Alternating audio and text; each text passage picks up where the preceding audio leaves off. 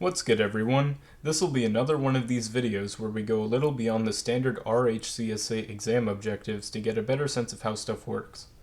Today, we'll be tackling the install and update packages from a repository objective. So, to broaden our understanding, we'll go the extra mile and actually create and GPG sign an example repository to play around with. So without further ado, let's get started. First, what we're going to want to do is find an RPM to use in our example repository. So over here, I conveniently have open the HTTP EPEL repo in my browser so we can pick a good package to start out with. So let's see here at the bottom, let's go with htop. Everybody loves htop. So we'll download that and keep it handy.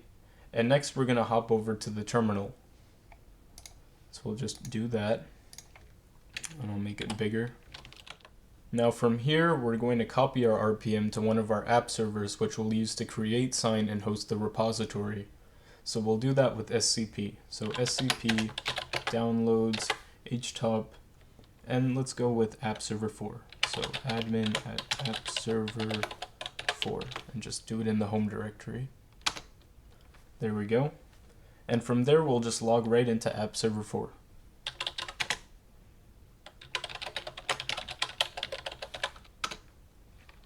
Okay, cool. Now what we're going to want to do is generate a GPG key pair. So you can do that with gpg --pin entry mode loopback and then --generate -key. Then it wants us to type in some info, so we'll type in a name like admin and then an email address. For our purposes, it doesn't have to be a real email, so we'll just type in admin@example.org. And we'll say OK to that.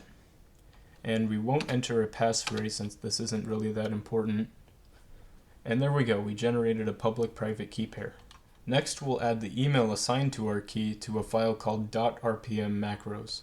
So we'll just do that with cat and a redirect. And type in %_gpg_name and in quotes admin@example.org. There we go. And now let's make a directory to keep our repo.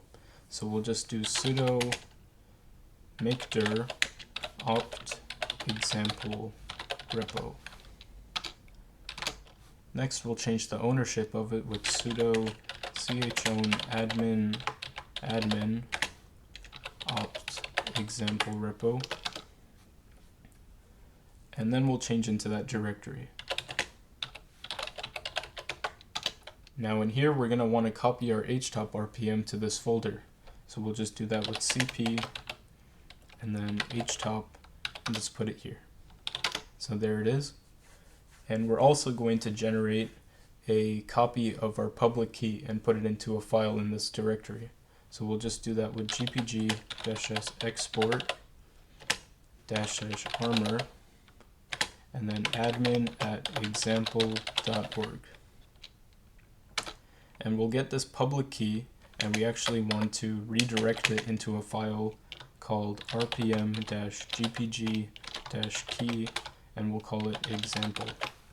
This name is arbitrary, by the way, but this does follow a pretty good naming convention.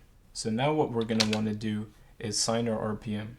So we can do that with rpm-add sign htop. And it looks like we don't have the RPM sign package, so we'll just look for that and install it.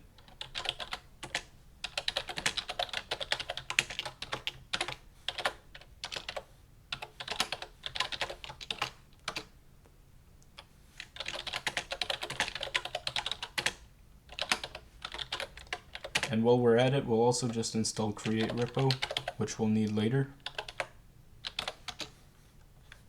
And this will just take a moment. Okay, we'll just say yes to that. And there we go, we got it installed.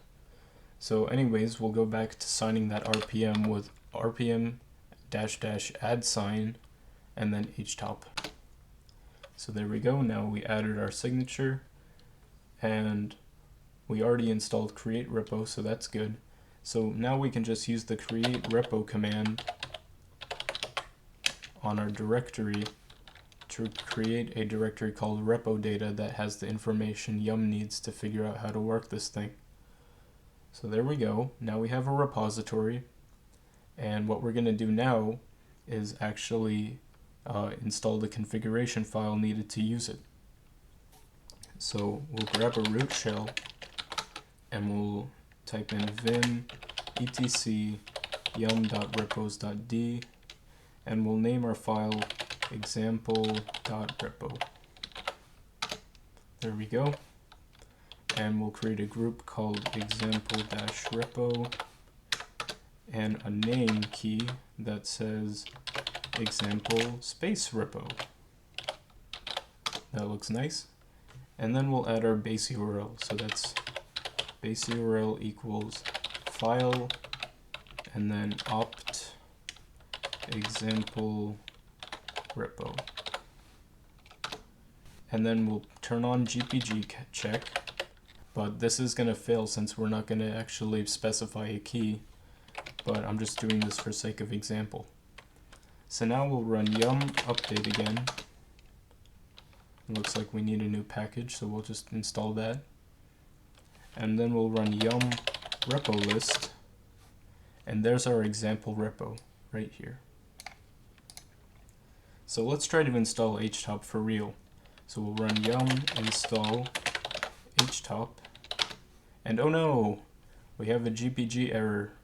So that's because we didn't actually specify the key. So what we'll do now is actually install that public key. So remember how we named it rpm gpg key example? Well, this follows a naming convention of files that go into the etc pki rpm gpg directory. So what we'll do is actually list that, and you'll see one for Alma Linux 9. So following that standard, we're just going to copy our public key into that directory and specify it into our repo configuration file. So we'll just copy rpm gpg example into etc pki rpm gpg, and now it's in there. And then we'll go back up to vim and specify gpg key equals file : / and then etc pki rpm -gpg, and then rpm -gpg key example. I'm pretty sure that's the name of it. Then we'll just write and put the file, and let's try to install htop again.